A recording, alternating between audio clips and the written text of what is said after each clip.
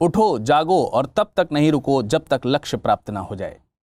नरेंद्र नाथ दत्त यानी स्वामी विवेकानंद, ये वही वेदांत के विख्यात और प्रभावशाली आध्यात्मिक गुरु थे जिन्होंने अमेरिका स्थित शिकागो में सन 1893 में आयोजित विश्व धर्म महासभा में भारत की ओर से सनातन धर्म का प्रतिनिधित्व किया था। भारत का आध्यात्मिकता से परिपूर्ण वेदांत दर्शन अमेरिका और यूरोप के हर एक देश में स्वामी विवेकानंद की व्यक्तित्वता के कारण ही पहुंचा। उन्होंने रामकृष्ण मिशन की स्थापना की थी, जो आज भी अपना काम कर रहा है। वे रामकृष्ण परमहंस के सुयोग्य शिष्य थे। उन्हें विश्व धर्म सभा में केवल 2 मिनट का समय प्रदान किया गया था, लेकिन जब उन्होंने अपने भाषण का आरंभ मेरे अमेरिकी भाइयों एवं बहनों के साथ किया तो इस प्रथम वाक्य ने सबका दिल जीत लिया था। कलकत्ता में एक कुलीन बंगाली कायस्थ परिवार में जन्मे विवेकानंद आध्यात्मिकता की ओर झुके हुए थे। वे अपने गुरु रामकृष्ण देव से काफी प्रभावित थे, जिसमें उन्होंने सीखा था कि सारे जीवों में स्वयं परमात्मा का ही अस्तित्व है। इसलिए जो मनुष्य दूसरे जरूरतमंदों की मदद करता है या सेवा द्वारा परमात्मा की सेवा की जा सकती है तो वह परमात्मा को प्राप्त करता है। रामकृष्ण की मृत्यु के बाद विवेकानंद जी ने बड़े पैमाने पर भारतीय उपमहाद्वीप की यात्रा की और ब्रिटिश भारत में तत्कालीन स्थितियों का प्रत्यक्ष ज्ञान प्राप्त किया। बाद में विश्व धर्म संसद 1893 में भारत का प्रतिनिधित्व करने संयुक्त राज्य अमेरिका के लिए प्रस्थान किया।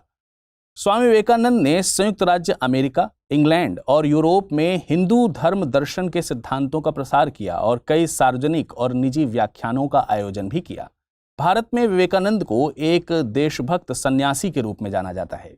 तो आइए जानें उसी देशभक्त सन्यासी के जन्मदिन यानी 12 जनवरी, जिसे हम भारत में राष्ट्रीय युवा दिवस के रूप में मनाते हैं, के अवसर पर उनके महत्वपूर्ण आदर्शों को आइए समझते हैं। नमस्कार, मेरा नाम है विरत दुबे और आज के शख्सियत कार्यक्रम में हम बात कर रहे हैं स्वामी विवेकानंद जी की।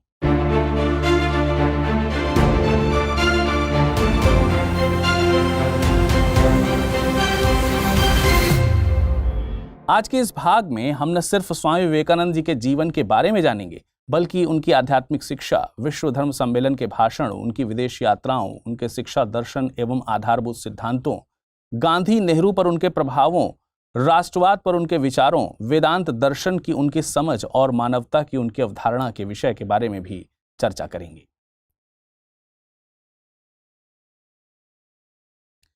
परंतु आइए इसकी शुरुआत करते हैं उनके प्रारंभिक जीवन से।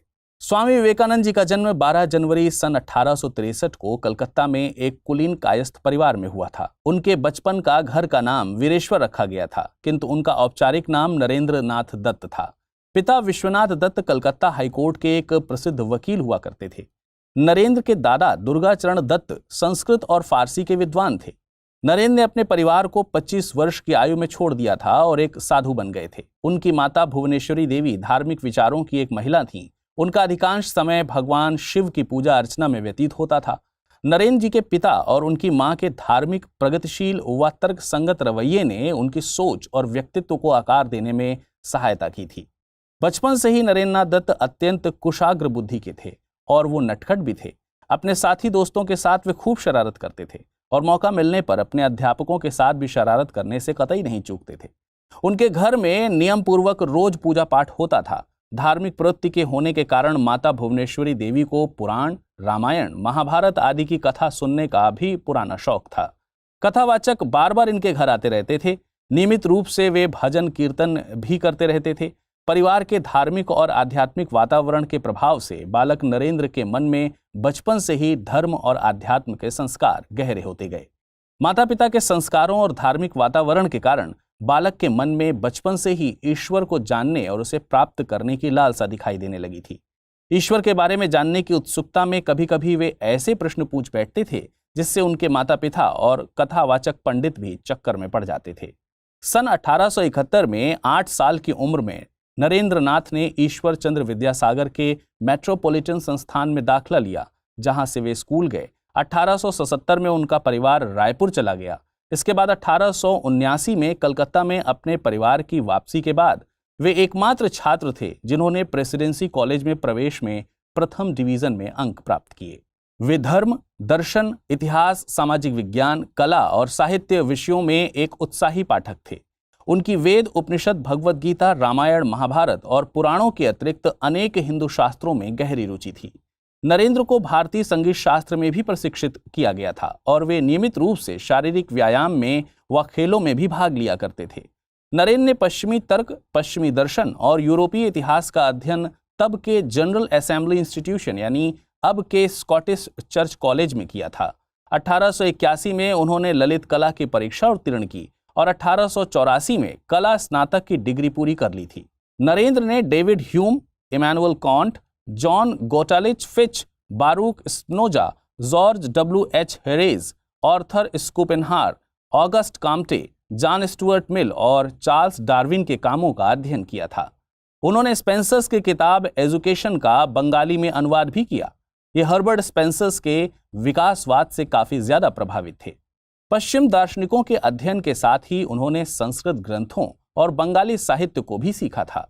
महासभा संस्थान के प्रिंसिपल विलियम हेस्टी ने लिखा, नरेंद्र वास्तव में एक जीनियस हैं। मैंने काफी विस्तृत और बड़े इलाकों की यात्रा की है, लेकिन उनकी जैसी प्रतिभा वाला एक भी बालक नहीं देखा, यहां तक कि जर्मन विश्वविद्यालयों के दार्शनिक छात्रों में भी नहीं। इनकी विलक्षण स्मृति के कारण लोग इन्हें श्रुतिधर भी कहते थे। दोस्तों, उनके जीवन के बारे में और भी बहुत कुछ जानेंगे, लेकिन उससे पहले आइए आपको एक जरूरी सूचना दे देता हूं।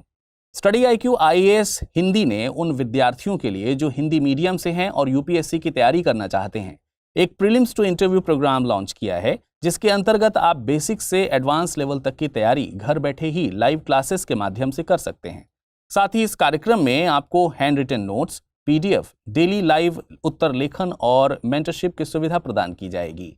इसके अलावा प्रारंभिक परीक्षा उत्तीर्ण कर लेने पर मुख्य परीक्षा की तैयारी हेतु निःशुल्क आवासीय सुविधा भी प्रदान की जाएगी।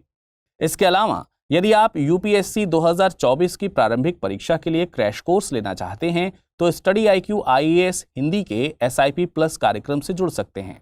इसमें से किसी भी कोर्स को न्यूनतम शुल्क में प्राप्त करने के लिए आप विरद लाइव कोड का अवश्य प्रयोग करें।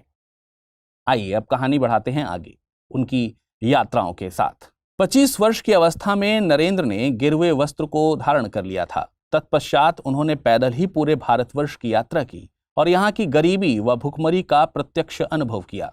भ्रमण के दौरान जब वे राजस्थान में अपने गुरु के संदेशों का प्रचार करने गए तो राजस्थान में खेतड़ी रियासत के महाराजा कुंवर अजीत सिंह के सुझाव पर उन्होंने अपना नाम बदलकर स्वामी विवेकानंद रख लिया था। विवेकानंद ने 31 मई सन 1893 को अपनी विदेश यात्रा की शुरुआत की और जापान के कई शहरों मसलन Nagasaki, Kobe, Yokohama, Osaka, Kyoto और टोक्यो समेत कई जगहों का दौरा किया। चीन और कनाडा होते हुए अमेरिका के शिकागो पहुंचे। महाराजा कुंवर अजीत सिंह के खर्च पर 1893 में अमेरिका के शिकागो शहर में आयोजित प्रथम विश्व धर्म सम्मेलन में हिंदू सनातन धर्म के प्रतिनिधित्व के रूप में भाग भी लिया। यूरोप और अमेरिका के लोग उस समय पराधीन भारतवासियों को बहुत ही हीन दृष्टि से देखते थे। वहां लोगों ने बहुत प्रयत्न किया कि स्वामी विवेकानंद को सर्वधर्म परिषद में बोलने का समय ही ना मिले, परंतु एक अमेरिकन प्रोफेसर के प्रयास से उन्हें थोड़ा समय मिला। उस परिषद में उनके विचार सुनकर सभी विद्वान चकित रह गए। फिर तो अमेरिका में उनका अत्यधिक स्वागत हुआ। वहां उनके भक्तों का एक बड़ा समुदाय बन गया। 3 वर्ष वे अमेरिका में ही रहे और वहां के लोगों को भारतीय तत्व ज्ञान की अद्भुत ज्योति प्रदान की। उनकी व्यक्तित्व शैली तथा ज्ञान को देखते हुए वहां के मीडिया ने उन्हें साइक्लोनिक हिंदू का नाम दिया। आध्यात्म विद्या और भारतीय दर्शन के बिना विश्व अनाथ हो जाएगा, ये स्वामी विवेकानंद का दृढ़ विश्वास था। 11 सितंबर सन 1893 को दिए गए उनके ओजपूर्ण भाषण के बाद अमेरिका के प्रसिद्ध अखबार द न्यूयॉर्क हेराल्ड ने लिखा कि स्वामी विवेकानंद का भाषण सुनने के पश्चात ऐसा लगता है कि भारत जैसे देश में जहां स्वामी जी जैसे ज्ञानी रहते हैं, उन्हें सुधारने के लिए पश्चिम से प्रचारक भेजने की बात कितनी मूर्खतापूर्ण है। विवेकानंद 3 वर्ष तक शिकागो में रहे और इस दौरान फरवरी 1896 में न्यूयॉर्क में वेदांत सोसाइटी और कैलिफोर्निया में शांति आश्रम की उन्होंने स्थापना की। विवेकानंद ने पूरे अमेरिका एवं इंग्लैंड, फ्रांस, स्विट्जरलैंड तथा जर्मन की यात्रा की और 4 वर्ष विदेशों में भ्रमण के पश्चात वे भारत लौट आए। 1897 ईस्वी में स्वदेश वापसी आने पर उन्होंने रामकृष्ण मिशन की स्थापना की। 1899 में कलकत्ता के पास वेलर में रामकृष्ण मिशन का मुख्यालय स्थापित किया और दूसरा मुख्यालय अल्मोड़ा के पास मायावती नामक स्थान पर बनाया गया। 1899 में वे फिर से अमेरिका गए और 1900 में उन्होंने पेरिस में आयोजित दूसरे धर्म सम्मेलन, जिसका कि शीर्षक था Congress of history of religions, में भाग लिया। विवेकानंद के ओजस्वी और सारगर्भित व्याख्यानों की प्रसिद्धि विश्व भर में है। जीवन के अंतिम दिन उन्होंने शुक्ल यजुर्वेद की व्याख्या की। उनके शिष्यों के अनुसार जीवन के अंतिम दिन 4 जुलाई सन 1902 को भी उन्होंने अपनी ध्यान करने की दिनचर्या को नहीं बदला था और प्रातः 2-3 घंटे ध्यान किया। ध्यानावस्था में ही उन्होंने ब्रह्मरंध्र को भेद कर महासमाधि ले ली थी। बेलूर में गंगा तट पर चंदन की चिता पर उनकी अंत्येष्टि की गई। इसी गंगा तट के दूसरी ओर उनके गुरु रामकृष्ण परमहंस का 16 वर्ष पूर्व अंतिम संस्कार किया गया था। उनके शिष्यों और अनुयायियों ने उनकी स्मृति में यहाँ एक मंदिर बनवाया था और समूचे विश्व में विवेकानंद और उनके गुरु रामकृष्ण परमहंस के संदेशों का प्रचार करने के लिए तकरीबन 130 से अधिक केंद्रों की स्थापना की गई। स्वामी विवेकानंद ने मानव सेवा को सबसे बड़ा धर्म बताया। इसी कारण 19वीं शताब्दी में उन्हें नव हिंदू जागरण का संस्थापक कहा गया। सुभाष चंद्र बोस ने लिखा है, जहां तक बंगाल का संबंध है, हम विवेकानंद को आधुनिक राष्ट्रीय आंदोलन का आध्यात्मिक पिता कहते हैं। इंडियन अनरेस्ट के लेखक चेरोल ने कहा, वह प्रथम हिंदू थे जिनके व्यक्तित्व से भारत की प्राचीन सभ्यता और राष्ट्र होने के उनके नवजात हक के लिए विदेशों में निर्णायक स्वीकृति प्राप्त है। स्वामी विवेकानंद ने अपनी पुस्तक मैं समाजवादी हूं के माध्यम से भारत के सवर्ण वर्ग से अपने पद और सुविधाओं का परित्याग करते हुए निम्न वर्ग के साथ मिलजुल कर रहने का और जीने का आह्वान किया था। आयरिश मूल की महिला मार्गरेट नोबल, जिन्हें सिस्टर निवेदिता के नाम से जाना जाता है, विवेकानंद की शिष्या बनी और रामकृष्ण मिशन के माध्यम से स्वामी जी के विचारों का उन्होंने प्रचार प्रसार किया। स्वामी विवेकानंद जी का विचार है कि सभी धर्म एक ही लक्ष्य की ओर ले जाते हैं, जो उन्हें आध्यात्मिक गुरु श्री रामकृष्ण परमहंस के आध्यात्मिक प्रयोगों पर आधारित संस्कार के रूप में प्राप्त हुए थे। परमहंस रहस्यवाद के इतिहास में अद्वितीय स्थान रखते हैं, जिनके आध्यात्मिक अभ्यासों में यह विश्वास निहित है कि सगुण और निर्गुण की अवधारणा के साथ ही ईसाईयत्व और इस्लाम के आध्यात्मिक अभ्यास सभी एक ही बोध या जागृति की ओर ले जाते हैं। शिकागो के अपने प्रवास के दौरान स्वामी विवेकानंद ने 3 महत्वपूर्ण पहलुओं पर बल दिया था। पहला, उन्होंने कहा कि भारतीय परंपरा न केवल सहिष्णुता बल्कि सभी धर्मों को सत्य के रूप में स्वीकार करने में विश्वास रखती है। दूसरा, उन्होंने सुस्पष्ट और मुखर शब्दों में इस बात पर बल दिया कि बौद्ध धर्म के बिना हिंदू धर्म और हिंदू धर्म के बिना बौद्ध धर्म अपूर्ण है। और तीसरा, यदि कोई व्यक्ति केवल अपने धर्म के अनन्य अस्तित्व और दूसरों के धर्म के विनाश का स्वप्न देखता है, तो मैं हृदय की अतल गहराइयों से उसे दया के भाव से देखता हूं और उसे इंगित करता हूं कि विरोध के बावजूद प्रत्येक धर्म के झंडे पर जल्द ही संघर्ष के बदले सहयोग, विनाश के बदले सम्मिलन और मतभेद के बजाय सद्भाव व शांति का संदेश लिखा होगा। भारत के अतीत के संबंध में विवेकानंद की व्याख्या तार्किक थी और यही कारण रहा था कि जब वे पश्चिम से भारत लौटे थे तो उनके साथ एक बड़ी संख्या में उनके अमेरिकी और यूरोपीय अनुयायी भी आए थे। वर्ष 1897 में रामकृष्ण मिशन की स्थापना में उनकी परियोजना में उन्हें इन अनुयायियों का सहयोग और समर्थन मिला था। स्वामी विवेकानंद ने बल दिया कि पश्चिम की भौतिक और आधुनिक संस्कृति की ओर भारतीय आध्यात्मिकता का प्रसार करना चाहिए, जबकि वे भारत के वैज्ञानिक आधुनिकीकरण के पक्ष में भी मजबूती से खड़े हुए। उन्होंने जगदीश चंद्र बोस की वैज्ञानिक परियोजनाओं का समर्थन भी किया। स्वामी विवेकानंद ने आयरिश शिक्षिका मार्गरेट नोबल, जिन्हें सिस्टर निवेदिता के नाम से जाना जाता है, को भारत आमंत्रित किया ताकि वे महिलाओं की स्थिति में सहयोग कर सकें। स्वामी विवेकानंद ने ही जमशेदजी टाटा को भारतीय विज्ञान संस्थान यानी इंडियन इंस्टीट्यूट ऑफ साइंस और Tata iron and steel company की स्थापना के लिए प्रेरित किया था। भारत को एक धर्मनिरपेक्ष ढांचे की आवश्यकता थी, जिसके चलते वैज्ञानिक और तकनीकी विकास की भौतिक समृद्धि को वे बढ़ावा दे सकते थे और विवेकानंद के विचार इसके प्रेरणा स्रोत बने। स्वामी विवेकानंद ने आधुनिक भारत के निर्माताओं पर भी महत्वपूर्ण प्रभाव डाला, जिन्होंने बाद में द्विराष्ट्र सिद्धांत को चुनौती दी। इन नेताओं में महात्मा गांधी, जवाहरलाल नेहरू और सुभाष चंद्र बोस शामिल थे।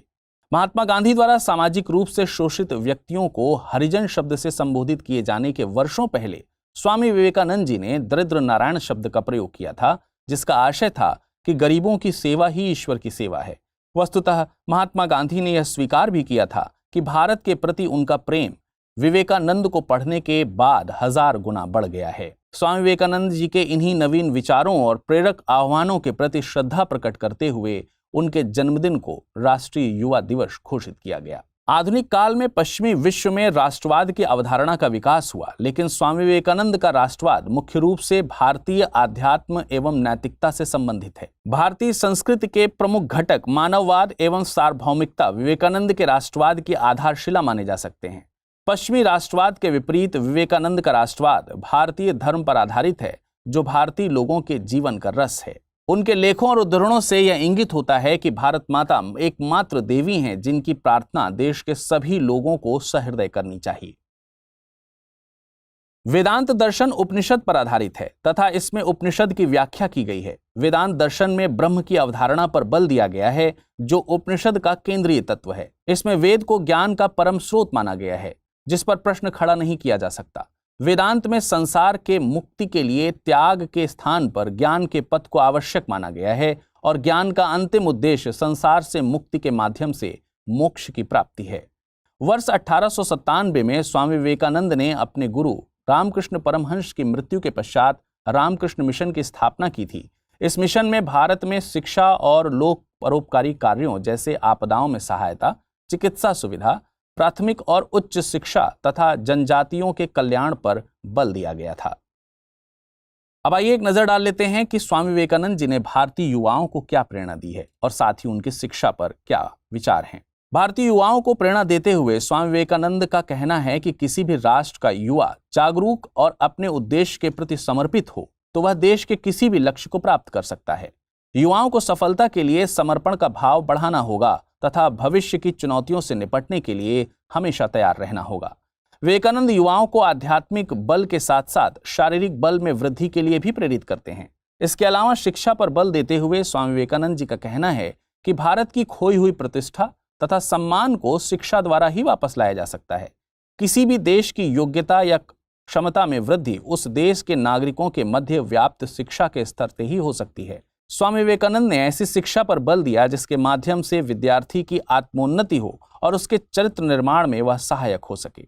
साथ ही ऐसी शिक्षा होनी चाहिए जिसमें विद्यार्थी ज्ञान प्राप्ति में आत्मनिर्भर तथा चुनौतियों से निपटने में स्वयं सक्षम हों। विवेकानंद ऐसी शिक्षा पद्धति के घोर विरोधी थे जिसमें गरीबों एवं वंचित वर्ग के लिए स्थान नहीं हो। स्वामी जी की शिक्षा द्वारा लौकिक एवं पारलौकिक दोनों जीवन के लिए तैयार रहना चाहिए। लौकिक दृष्टि से शिक्षा के संबंध में उन्होंने कहा है कि हमें ऐसी शिक्षा चाहिए जिससे चरित्र का गठन हो, मन का बल बढ़े, बुद्धि का विकास हो और व्यक्ति स्वावलंबी बने। वहीं पारलौकिक दृष्टि से उन्होंने कहा है कि शिक्षा मनुष्य की अंतर्निहित पूर्णता को अभिव्यक्त करती है। तो ये था राष्ट्रीय युवा दिवस पर आप सभी लोगों को स्टडी IQ IAS हिंदी की तरफ से प्रदान किए जाने वाले शख्सियत कार्यक्रम के प्रमुख शख्सियत स्वामी विवेकानंद जी के जीवन का प्रमुख उदाहरण। आशा करते हैं कि आप इस कार्यक्रम के माध्यम से तमाम सारी शख्सियतों के बारे में सीख रहे होंगे। फिर मुलाकात करेंगे किसी नई शख्सियत के साथ अगले कार्यक्रम में। तब तक स्वस्थ रहिए। धन्यवाद।